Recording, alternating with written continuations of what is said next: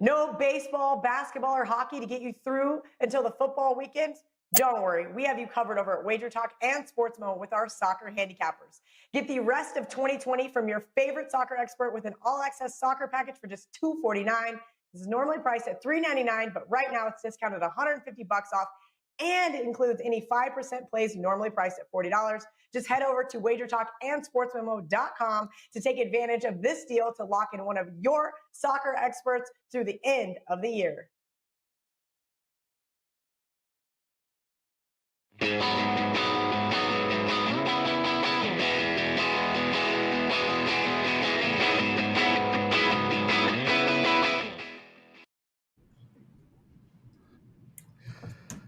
Teddy, it's me, the Prez. How are you, my friend? WagerTalk Today. Excited, man. More COVID news. Just so pumped. Ohio State now off the board. It never ends. Party COVID. Yeah, I mean, just before we came on air, talking off there, Dave Cokin saying this is the most screwed up week in college football that I've ever seen. I don't know that I disagree with him now. You know, we got the number 1 team in the country whose game has been canceled due to COVID. We have the number 3 team in the country whose game has been canceled due to COVID. And cases are rising everywhere. I'm worried about what next week's going to look like. But the good news, Prez, there's good news. There's a silver lining to this.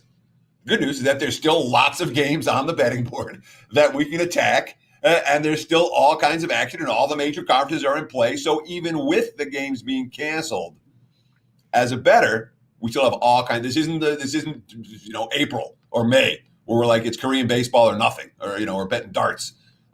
There's all kinds of options. There's still all kinds of games, and despite the concerns and despite the illness that's ravaging our country, we still got stuff to bet on, and that's what we're interested in, and that's what our audience is interested in. Teddy, I thought I delivered that as pretty good news. You didn't feel my joy? What? Yeah. No. I'll take the under on how much on A, your delivery, on how optimistic it sounded, and B, I don't even know where to take another under with you. But any under I can take with you, Prez, I'm taking. I had COVID minus 800 that it would be here today. Huh? I'm going to make the same bet tomorrow. Everybody, great show. Dave Cokin with us. We're talking Utah. A Pac-12 triple header, dude. Utah, UCLA, Cal, Arizona, Oregon State versus Washington, and then Gianni The Greek. Iowa, Minnesota, one UFC fight, and the Tampa Bay, Carolina game. Teddy, I just want to start the show by why we faked everybody yesterday. Today is your real birthday, so I would like to wish you a very happy birthday for today. It's an honor to do this show with you on your birthday. Dave Cokin, come on in, baby. Just let it go. This is going for a week at least. Hey, Dave, how are you, brother? Miss you. Golf started. How you doing so far? I don't know. I haven't looked. I've been busy doing football games, so I'll watch the golf later on. It's nice. It's nice and warm in Augusta, and the greens are soft because it rained, so you might see some good scores out there today. And you got to know, Prez. Let me jump in real quick, because what Cokin just said right there. I don't know why I always call you Cokin instead of Dave. What Dave just said right there is so real for the pro bettor. All right, for the serious capper, you're not putting the game on. The Masters starts. All right, it's at the beginning of the first round. The casual bettor, boom, let's watch it. Boom. Yeah. The pro, yeah. Well, we'll get to it later. Nothing's going to be determined first thing in the morning, and that's absolutely the truth. There's other work to be done. Let's go, boys. In my case, I was putting up a free play, which is available now at WagerTalk, and a best bet for Saturday in college football. These are the first 2 college football plays I've played this weekend. I will be limiting my exposure this weekend. Let's put it that way. It's not going to be a big card. First of all, 2 of the games I liked get canceled. So, I'm not going to just stick a couple others in there. So there won't be. There's not going to be a 5% play this weekend, which doesn't please me because they've been so good. And to be quite honest, I'm not going to bullshit anybody. If I put a 5% up, it's going to sell a lot. I've hit 78% plus on those the last 14 months. All my 5%. I've won 9 in a row in college football. I've won 6 in a row to start the season, college and pro. So if I put up a 5% play, it's going to generate monster sales. But I don't have one. The game I like the best isn't getting played, and I'm not just going to sub another game in. But I do have a best bet I like quite a bit, and that's available right now. And I'll just do my own promotion here. Why not? It's $159 to get everything I've got in football for the rest of November. And that will include all 5% plays, and you can be sure there's going to be at least a couple of them between now and the end of the month. That's a really good deal. So, take advantage of it and get everything I've got. 5-0 last weekend, Saturday and Sunday in the colleges and the pros, and ready to keep it going here. Yeah. Dave Cokin, everybody, as good as it gets. And a man with a lot of integrity. And in this industry, well, that stands out like a sore thumb, Dave. We love it. And you are right. As a guy who has admin access to the back end of WagerTalk, I can attest to the fact that if you put out a 5% on Saturday, we're talking about substantial 4-figure in your pocket sales, easy. And you're giving it away because integrity. And that's why WagerTalk.com sports memo, the gold sheet. Go ahead, dude. I don't need to talk about you. I'm not going to have any. I'm not going to bet that much of my bankroll on any game this weekend because the game I like. Again, I'll tell you what the game was. I was all over. I was all over going against Tennessee. Tennessee is a train wreck right now. They've got big internal problems. They're stuck with a coach the AD doesn't want to fire because it'll make him look like an idiot for hiring him in the first place. There's conflict on the coaching staff. The players are not happy. It is a real mess. I think it might get worse for Tennessee. This is not a situation where a week off is going to help them. But in any case, that game isn't getting played this weekend. So what are you going to do? Let's move on. Yep. Pac-12 triple header, Dave. Utah -3, a few 3 out there against a UCLA, a big total of 66. How do we attack this game? What do we do? Well, let's talk UCLA first because they were horrible last week at Colorado. Turned it over quickly twice, dug themselves a hole, never got out of it. And that's not a good team that they beat or that they lost to last week. The linebacker play, which I thought was a concern going into the season, was accurate on that because they were really, really bad defensively in the game. I don't want UCLA. The problem here is I don't know who's playing for Utah. I guess they're going to play the game, but they did have to reschedule it because of the COVID issues from last week. That's why they backed it up from Friday to Saturday so that Utah would have enough players to play the game. If Utah is a semblance of healthy, they're the considerably better football team and should go in and win. But this falls into that category of I don't know exactly what to expect from Utah because I don't know who's playing. And getting that information is really difficult. Hopefully get more information by Saturday and might be able to make a late play in the game. I like to play Utah in the game, but I don't know if I'll be able to. So, Dave, we've seen the money come for UCLA so far. Opened as high as 5, bet down to 3. Now I'm seeing 2.5s out there at a good handful of books, and certainly some of the leading indicator books are telling us globally that this number is much more likely to go down than to come up. Are they just betting Utah's COVID situation? Because I'm with you. I watched UCLA last week. Dorian Thompson was pretty good, but that's not a defense that's going to get a whole lot of stops. No, and he still has turnover issues. A couple more last week. That appears to be – look, he's a guy I root for because he's from here in Las Vegas, and we always root for the local guys to do well. But he just doesn't seem to be much better than he's ever been, and he still is prone to the occasional blunder. And you can't give away points. I think Utah's the better coached football team by a lot. And I think the market is just reacting to the Utah news, and I can't argue against that. But if we find out that Utah's got the bulk of their good players okay to play on Saturday, and again, I think by Saturday we'll get good information on that, I might pull the trigger on the Utes at what now is a very favorable number. We'll put it that way. Dave, let's move to the next game. Cal versus Arizona State. Arizona State -4, a low total of 47. Which side are you betting in this game? All right. This was a game where if California was healthy, there is no question I'd be in the Golden Bears in this spot. No question at all. Arizona State's off a really tough loss last week. That's just a blown game against USC where they gave up 2 scores late, messed up an onside kick. I mean, they should have won the game, and they didn't. And it's tough to bounce back off a game like that. And I think California's pretty good. But California also in that COVID category. And I don't even know if this game gets played. There does seem to be right now some doubt as to whether California is going to have enough players to qualify to play this football game. That's really ultimately going to get me out of the game. I think you'll see a lot of play on Arizona State here.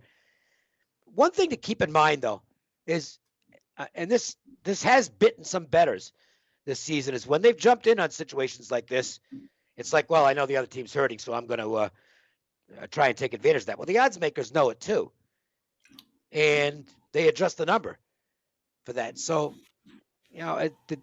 there's a game I'm mulling over this weekend where everybody knows the information. I'm not going to mention the game. Everybody knows the information, and the odds makers have inflated the number. I might play it anyway, but that's something you have to consider here. Are you paying too much of a premium on Arizona State? I can't do it, but at this point, because of the complete uncertainty on California as to whether they even get to play this game, it's really tough to recommend the Golden Bears. I do like the team if they're healthy. Prez, I want to ask you because you gave out a wrong total on the first game. What was the total you just gave out on Arizona State? I messed up. I gave out 47. I screwed that up too. Yeah, 47 is right. The first total was 59.5. The UCLA. Oh, no 66. Yeah. Okay. Well, it was right on the graphic. So I just want to make sure. It's a great lead in. No, I don't care. And be mad. I actually enjoy when you're mad. Happy birthday, by the way. Just want to tell you why I messed that up. Dude, like 4:00 last night, Vivian and I started The Queen's Gambit on Netflix, 7 episodes. We binged watched that thing till 3:45 a.m. Guys, watch that show. Unbelievable. Anyway, do you have a question for Dave about that? I heard it's game? Unbelievable because apparently some woman is beating men and straight up with no handicaps. In what sport is it? The sport of the kings, Dave. Chess.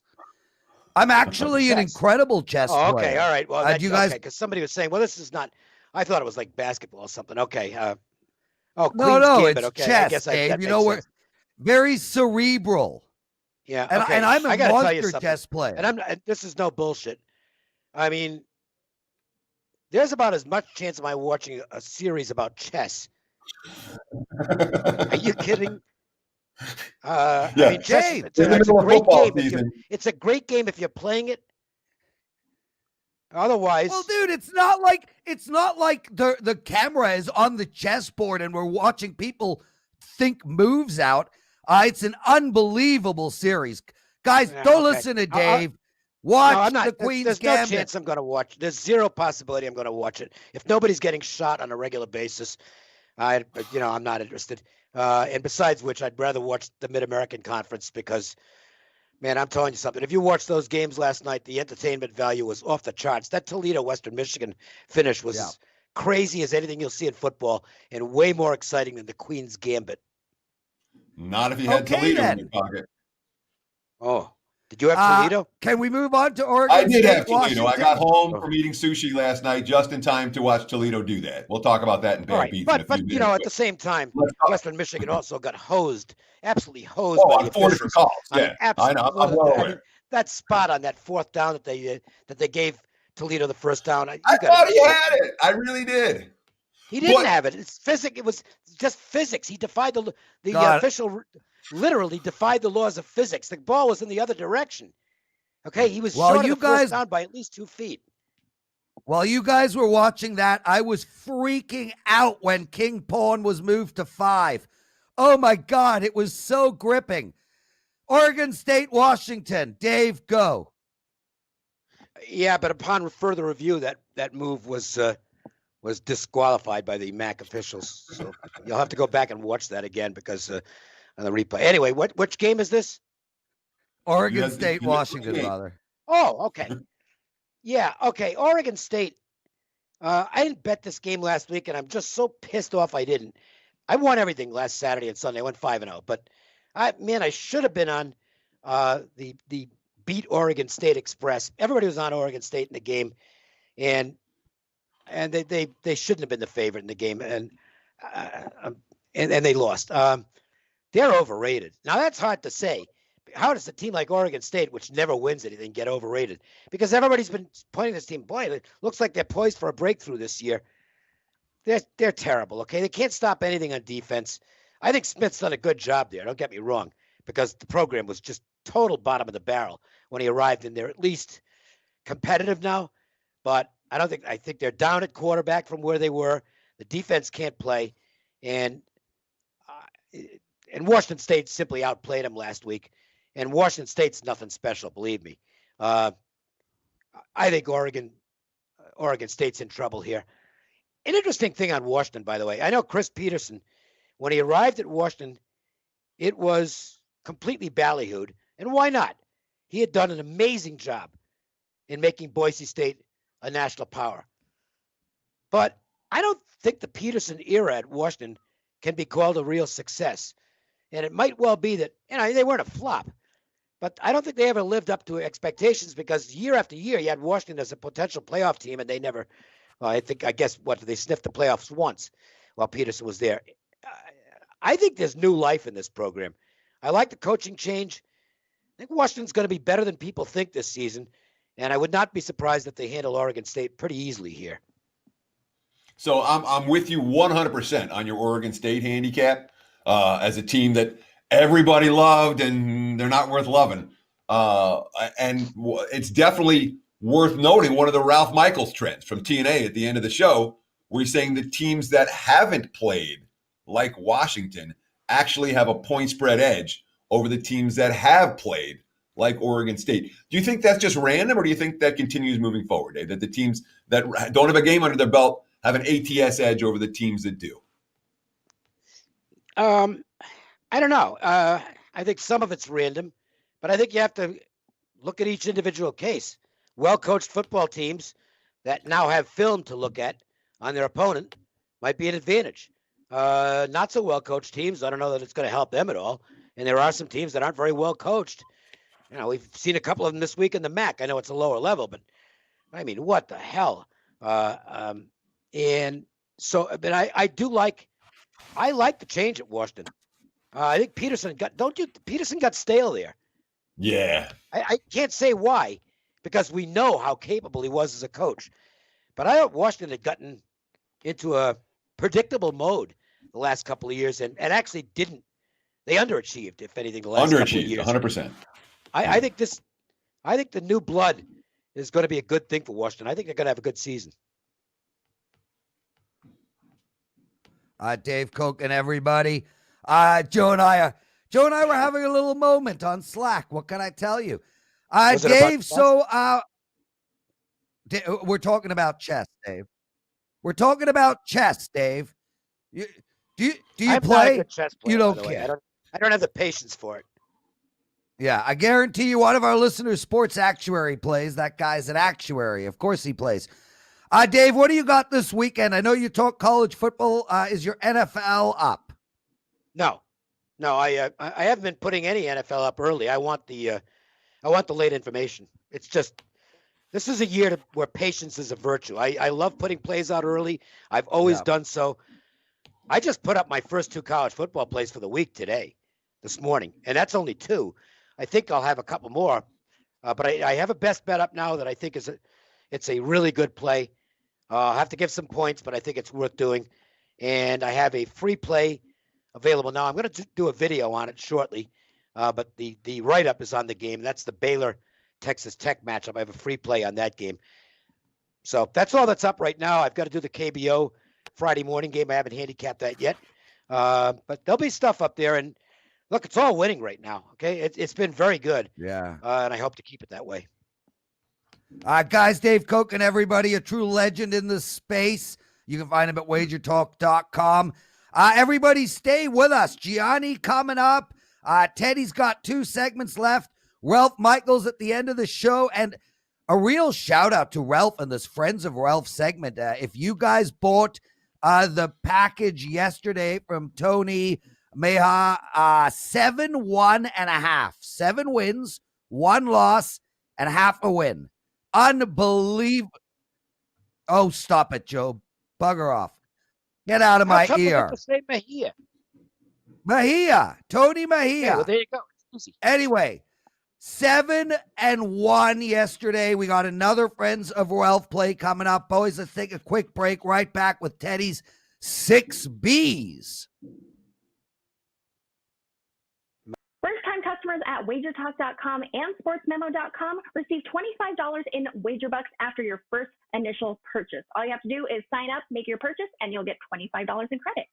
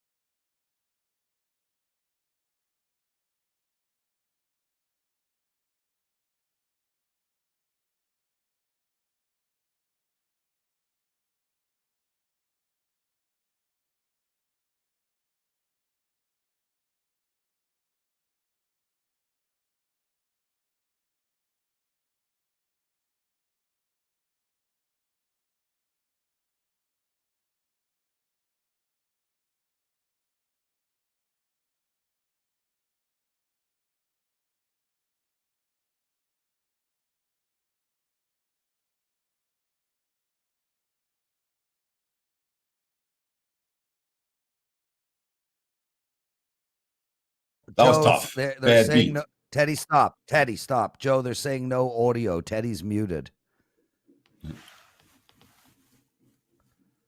Well, if I'm muted, let's get back hey, to the guys. full screen.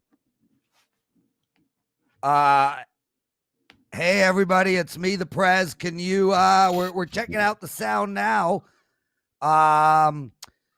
Listen, I have.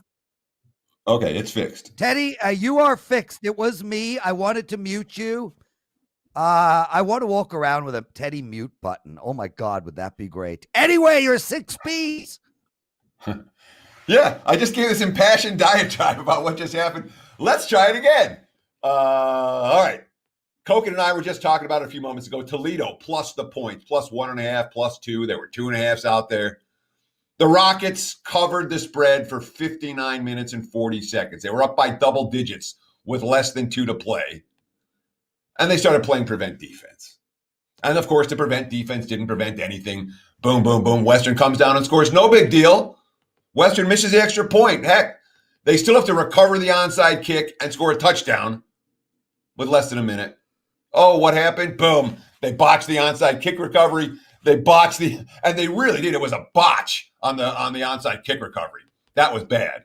You know, there was one Western Michigan player and like 5 Toledo guys around him, and the Western Michigan guy goes snoop and grabs the ball. Then they botched another cover. They're rushing 3 and dropping 8 and giving up deep balls. And then, of course, they lost the game on a fake spike touchdown. It was pretty tough if you had Toledo. I did. It made me sick. Bad bets. Well, let's see. Yeah. I mean, there was wise guy money on Northern Illinois last night. There were plus 8s, bet down to plus 6, 6.5. They lost by 30 to Central Michigan. Wise guys dead wrong on that one. Bad for the books. Let's see. There was plenty of Eastern Michigan money, wire-to-wire cover against Ball State. Although it was impressive for Ball to come back and win after their awful start. Eastern Michigan still got the money. That not a good result for the books. There was over money. If our Eastern Michigan Ball State closed 61.5, they got to 69. Was at 62 before that last second TD. It was already over the total. And under money for Central Northern Illinois, that closed 57.5, only got to 50. All three of those bad results for the house. Back to you, Prez. Teddy covers outstanding stuff. Guys, welcome to Wager Talk Today. Love having you all with us. Robert SoCal, Adam Money, James, Aurora, Jermaine, Fred, Teasing, Elliot, Nate, EMCC. Haven't seen your name.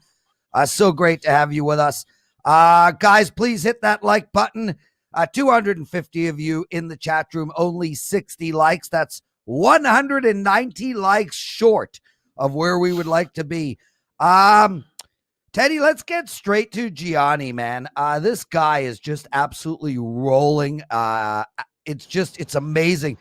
Gianni, it is such a privilege to have you on the same show with Teddy and Dave Cokin. I am surrounded by legends, and you stand right now above us all, brother. Listen to these numbers, Teddy. This is not even a joke, okay? I'm going to move my head and read because these numbers are absurd. Never had a losing year at WagerTalk.com. Gianni, you are currently on a 54-24 all sports run. That's 69% cash rate, 103% ROI in a very short time period. These numbers are absurd, bro. Just congratulations. I am so jealous of the zone that you find yourself in. Guys, we got a big promo for Gianni. Regularly $5.99 for the rest of 2020. It's available to you for $2.99. That's literally till January 1st for $299. And there's just no better guy to follow right now than this man. Great V-neck, outstanding hair, superb teeth, and a beautiful wink. Before you start, wish Teddy a happy birthday. Today's his birthday. Happy birthday, brother. Happy birthday, Teddy. You have to gamble. It's not my today. birthday. You got to find out if you're lucky. It's a thing, Gianni. It's not really my birthday. Okay. It's but I appreciate you saying nice things. Prez that's finds just the result of placing good bets, man. That's all it is.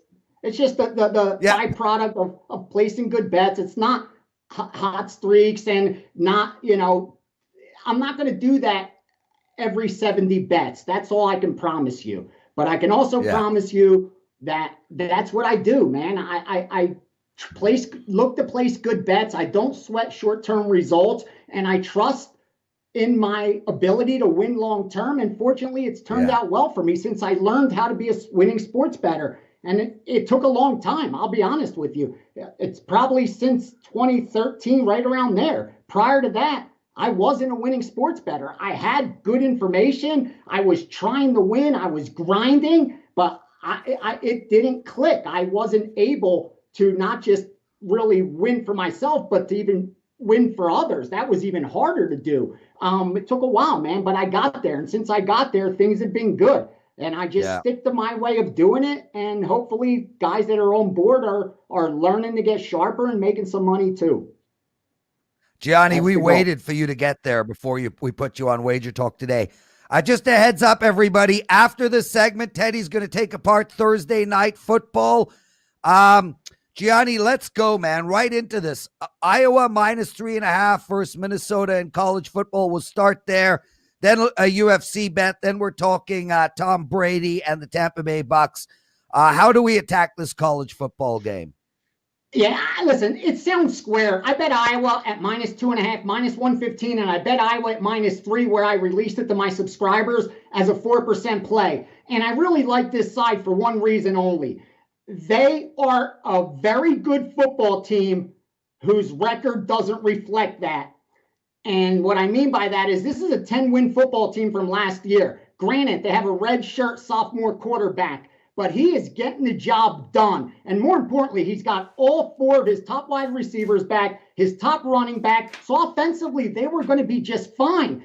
And I think that's why they were a little undervalued coming into this season. Now they're 1-2, but the 2 games they lost are by a combined 5 points. Now you look at the flip side, Minnesota. Yeah, they're 1-2. They lost a close game also against Maryland by 1 point in overtime, or they would be 2-1. Guess what? They were 17-point favorites, 18-point favorites against Maryland. That's the difference. The tough game that Iowa lost, they were coin flips. They were 3-point favorites or pick-em games. This is a very good football team where I think when all the dust settles and the season ends, this line should have been 7, meaning when their seasons are over and we look back at this week, Iowa is 7 points better than Minnesota, not 3.5.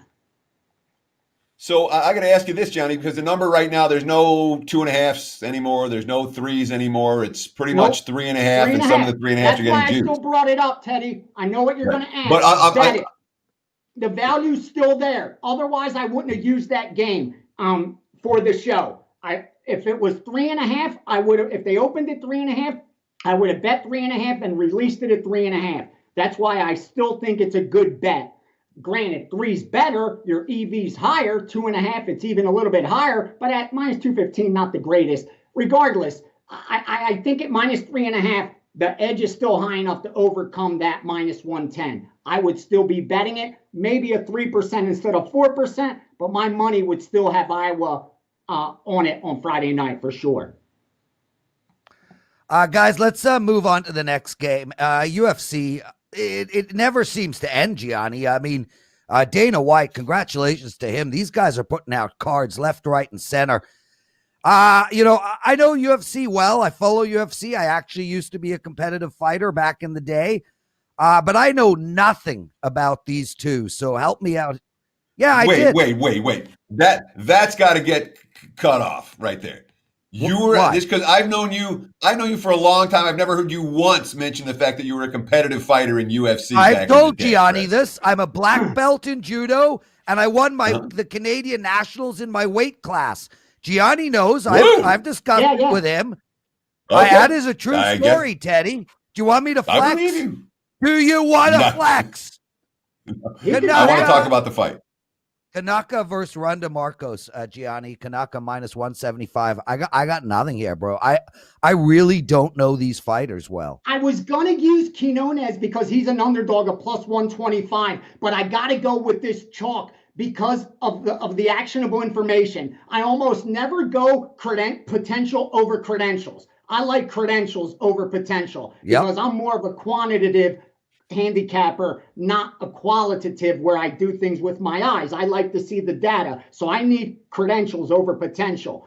But in this case, Kanako Murata is the real deal, meaning this girl's 11-1. Her only loss was in her 4th professional fight against an ex-UFC fighter who was 18-2-1 at the time. So her opponent had 21 professional fights, had won 18 of those, and this girl in her 4th professional fight, that was her only loss. Since then, she's been perfect. Her wrestling is so elite, she will take Marcos down and control her for all 3 rounds, and there's absolutely nothing Ronda Marcos is going to be able to do to stop that. If anything, it'll be a decision or Murata will get the ground and pound or submission later in the fight.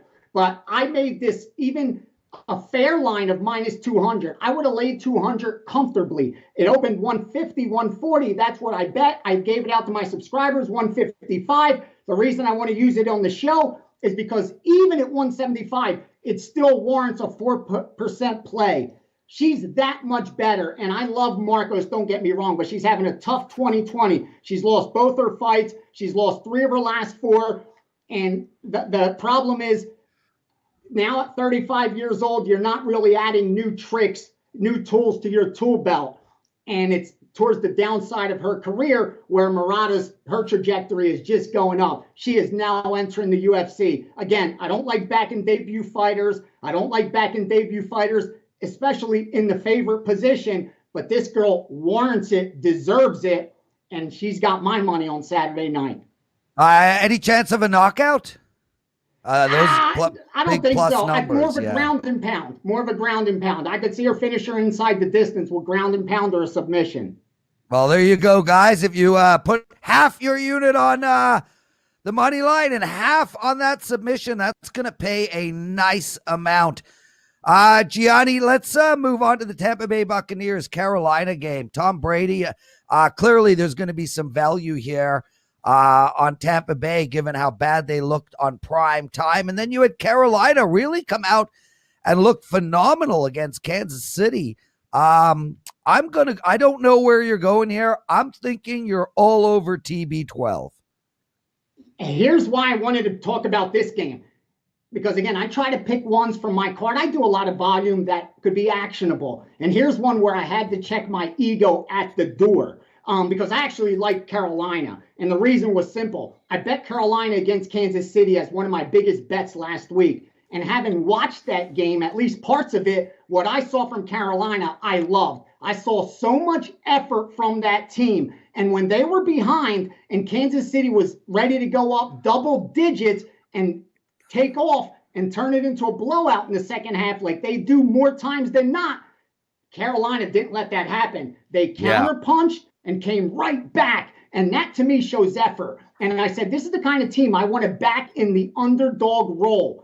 When they're in an underdog role over the next couple of weeks, I'm going to back them, especially watching the way Bridgewater was running for those first downs, putting his body at risk. The team was all over it. And I saw them as an underdog against Tampa, who looked so bad. So I said, I'm taking that +5 or what have you when it opened like a sucker. I grabbed the points with Carolina. A day later, a guy I respect the most comes in and says, Ace, get me some Tampa -4.5. And while you're at it, get me some -5 as well. I said, hey, this guy's pretty freaking sharp. Let me see what I missed.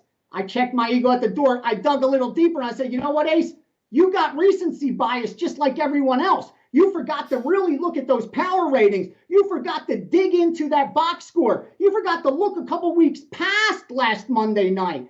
Yeah. And that's why you like Carolina, because when you look under the hood, Tampa Bay is that much better. They really are a top tier team, and you got to be able to bypass what you saw Monday night. And I'll use a phrase like Marco taught me. No team's ever as good or as bad as they look in any one game. And I allowed myself to even forget that. And because of that, I had to pay a vig and then to bet Tampa and bet over the amount I had already bet on Carolina. Listen, I'll tell you when I'm right. I'll tell you when I'm wrong. And I made a mistake. And it's not just me saying, oh, I don't respect my opinion. I'm just going to piggyback these sharp guys. It has nothing to do with that. I get 70 plays from these guys. I pick all 5, 6, 10. That's not the case. It's that I respect them because I know how hard it is to win long term. And these guys manage to do it year after year after year, decade after decade. So if they come in strong and bet a game twice, I'm going to look even deeper into it if I disagree and find out what am I not seeing that they may be seeing.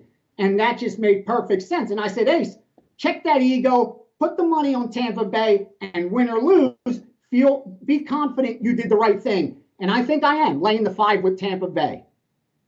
Guys, a quick heads up. Only the greats speak in third person, and the greater of the greats give themselves a nickname while speaking in third person. It's exceptional stuff, Gianni. So when you speak to Ace, do you call him that? On occasion. Yo, Ace. Yeah. Yes, Gianni. What's up, Ace? Like, How are you, Gianni? Yeah, and then you're like, VR jumps in. It's like, dude's carrying. He is so good. He's literally 3 people rolled up in one. Guys, head over to WagerTalk. Make sure to get Ace, Gianni, VR, all 3 of their packages. Only $299. Expert button, Gianni the Greek, $299 till the end of the year. Brother, send my love to April. Get out of here. Everybody, we are right back. Teddy's Big Game Breakdown on Indy, Tennessee. Ralph Michaels still to come. And hit that like button. Love you guys. Shout outs to Viv. Happy birthday, Gianni Teddy. The Greek has Thank you. never had a losing calendar year at WagerTalk Thanks, guys. ever. So far in November, Gianni The Greek has increased client bankrolls by over 103%, cashing 69% of his client plays as he looks to add another year to the win column for his customers. Right now, you can lock in the entire month of December for less than the cost of a 30-day all-access pass. And if you buy now, we will include the rest of November for free. If you're currently an all-access pass with Ace, the remaining days of 2020 will be added on top of the remaining days of your current subscription.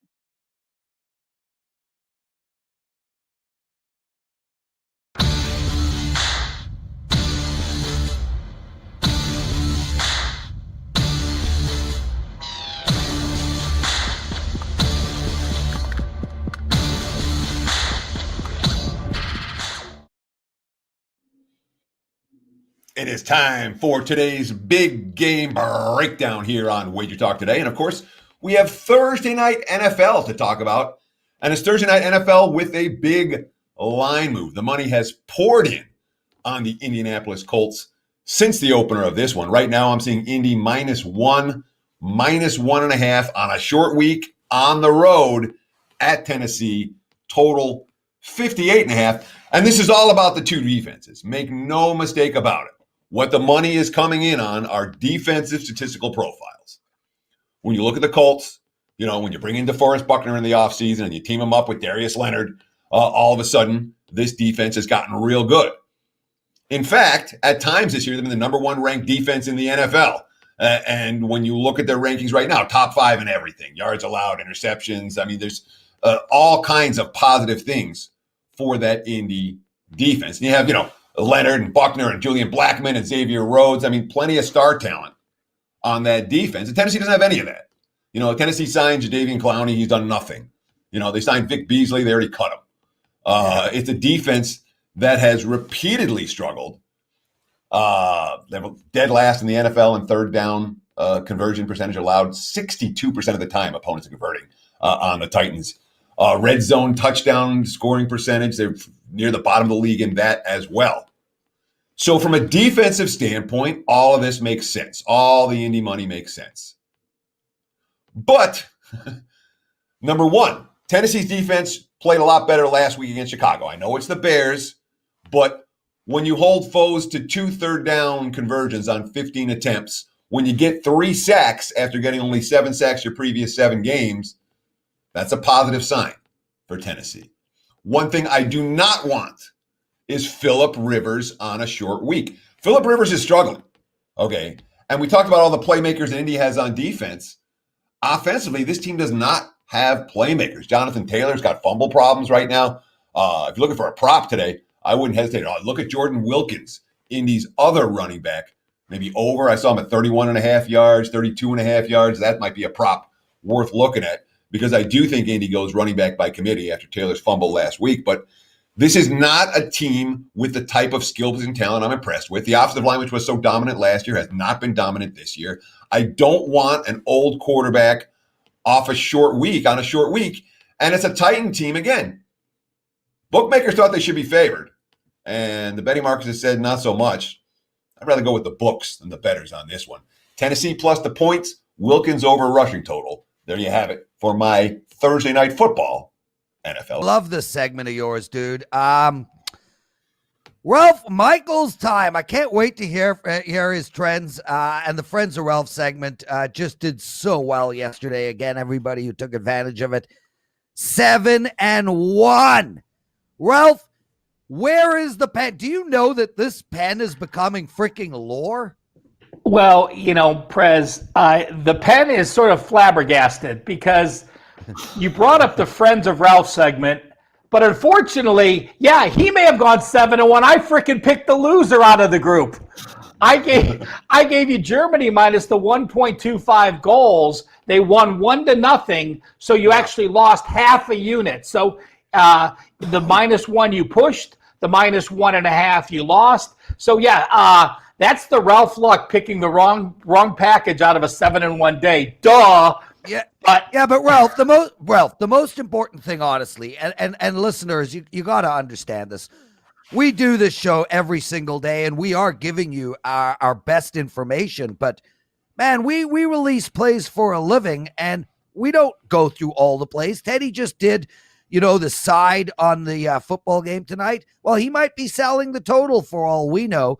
The most important thing, I know you're not, but the point I'm making is buy our packages, and especially when we're giving them out for a very small amount of money. Also, shout out to Chris. I did say at the top of the show he donated money again. Really appreciate it, Chris. Thank you very much. I don't understand. All right, just real quick, Ralph. asking? What are they donating? I understand. We're not asking for donations. What's the donated money for? Why does anyone? Why would we want it? It's free. It's all free, guys. Hey, Teddy, you go and you sit at a blackjack table. You lose $1,000 over an hour period. 900 of that you lost. 100 you tipped some strange blackjack dealer that you'll never see again. These guys are tipping us, Teddy. They appreciate our work. He knows it's your birthday today, and they're tipping us. Cheers. Not Ralph. All right, guys, this isn't something I sent in, and I'm going to add one thing to my list that's sent in because when I'm watching the show, my mind goes to the database and says, what's happened? So Gianni was just talking about switching over to Tampa Bay off a bad loss. Look what I just pulled up. If a team has a win percentage of over 60% after losing by 21 or more points, so it's that simple. You got blown out. You lost by 21 or more points. You still have a win percentage over 60%. You are 23-10, 70% since 2010. Later in the year, when your 60% win percentage is much stronger because we're week 8 or later, you're off a 21-point embarrassing loss, 19-4, 82.1%. Since 2010. Tampa Bay's in that situation today, and it makes total sense to me. Yeah, it really does, Ralph. Great find there. And that's the beauty of Ralph and his database, man. On the fly. Appreciate it, Ralph. Yeah, and Teddy, here's the question to you and Prez. If I say the Iowa Hawkeyes are an away favorite this week at Minnesota, they're laying 3.5. If I tweeted out the Hawkeyes are 21-1 straight up as an away favorite, the Hawkeyes are 17-4-1 ATS as an away favorite. That's 81%. Great angle. But as we always say, you need to delve deeper. They've been an away favorite once this year. That was the straight up loss last week against Purdue. Their last game last season as an away favorite, they lost. So they were 20-0 straight up, 17-2-1 ATS. Does one game into the season and 2 straight ATS losses after 2 seasons make you put the angle away, Teddy? Or because of the transition from one year to the next and say it was a random loss last year, it was one game this year, it's something I'm still going to pull in my positive category if I like the Iowa Hawkeyes. See, for me, it's modest because I'm not going to get on Iowa because of this trend or get off Iowa because of this trend.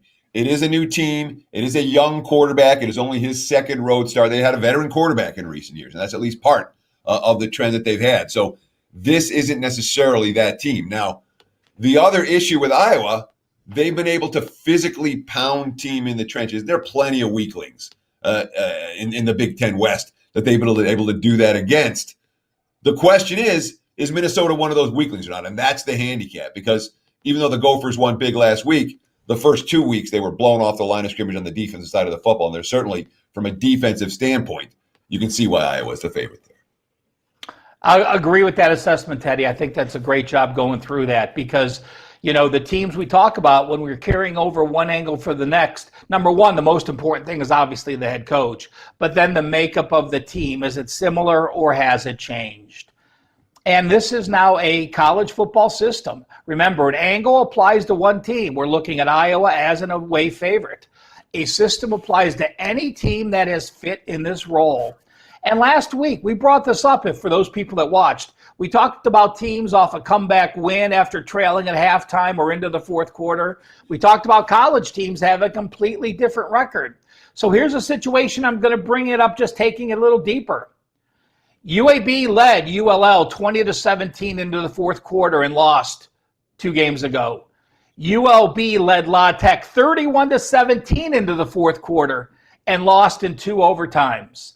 So I wanted to know, How do college football teams that had leads in back-to-back games into the fourth quarter that lost both of those games, you have to think, wow, break my heart once, wow, break my heart twice. Do they bounce back? We see they have not. UAB is the team in this situation since 2014. They've gone only 25% against the spread, going 7-21-1. And why am I mentioning a straight-up record? Well, you look at the average line. The average line is basically pick 'em. So I want to know, if a team has a negative ATS record, are they likely to lose that game as well? Those teams have gone 13-16 straight up. You see an average line of 0.6, or they've been a dog, an average line of 0.6. UAB obviously a favorite this week, but does it get the Teddy Covers thumbs up, the flat hand, or the thumbs down? Well, so it's not an automatic for me. I'm going to give it the flat hand.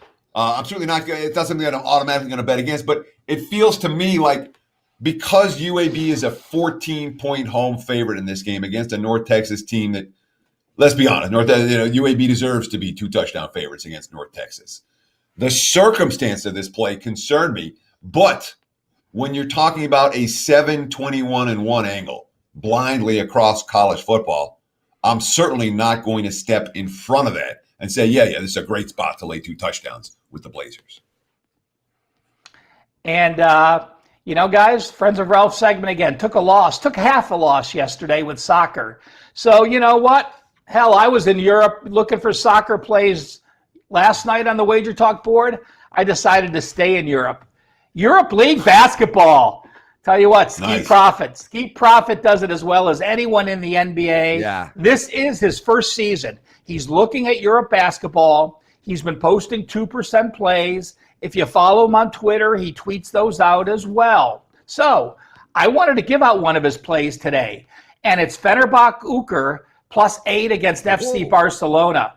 I looked into the Europe League. There's 18 teams. Barcelona is the number 1 team this year so far, going 6-1. Fenerbahce is 4-3, but 2 of those 3 losses by 5 points. If you're looking at this game or following it online, the top player probably in the league for Barcelona is Nikola Mirotic from the Bulls, the Pelicans, and the Bucks. He made $30 million. He's making $30 million. So if you're looking at Europe League, the top players make about $10 million a year. That puts them about the 100th in the NBA. Guys making in that range for money: DeAndre Jordan, George Hill, Jason Tatum. So that gives you a level of where the Europe basketball is about financially what they're making per year. And Ski Profit, Prez, do you remember your first? Her name was Mandy. Hakeem Profit has his first 5% play. He hasn't had a 5% play in football. He hasn't had a 5% play in basketball. This is his first 5% football play. It's on tonight's NFL total. He has it for $9 at WagerTalk. Ski, thank you for the Europe League basketball play. Make sure you take advantage of Ski's total tonight. First football 5% play at WagerTalk. Thank you, Ralph. Awesome stuff. And her name actually was Mandy. I wasn't even a lie. What a great show, everybody. Shout out to all of you guys for being with us from start to finish. Dave Cokin, Gianni, Ralph Michaels. Awesome stuff. I want to make mention that I do have a 5% play in the NFL tonight. I am absolutely dominating in 5% plays. And of course, before I hand the show to you, Teddy, I want to wish you the happiest of birthdays today. Again, confetti, presents for you. It's an honor to have you. There you go, Teddy, the ugly lady with the gray hair. Teddy, take us home. Hey, Prez, Teddy, just a reminder. Sorry, Teddy, just a reminder note. I will be back on Tuesday. I'm going to visit my son.